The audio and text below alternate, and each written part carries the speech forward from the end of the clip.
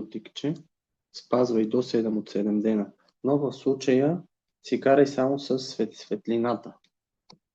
Да, карай си смело само с светлината. Добре е направено. Аз го добавих тук. Отбелязвам да спазваш сега отново за светлината. Понеже си нова, да знаеш, че само тази лявата част тук е частта, в която аз записвам измененията, и когато натиснеш тук линка на това, което съм отбелязал, ще те заведе на страница, на която можеш в случая да си свалиш книгата или да си свалиш някакъв файл, друг, който обяснява как всъщност се спазва всичко.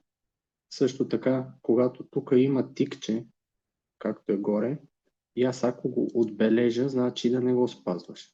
Ако обаче има хиксче и аз го отбележа, значи да го спазваш. Това е идеята. И също ако нещо е изпуснато случайно, ето тук отгоре на живи срещи, всеки понеделник се качва живата среща от неделя, т.е. можеш да си изгледаш целия запис или да си го изслушаш. Има го и за слушане, има го и за слушане и за гледане.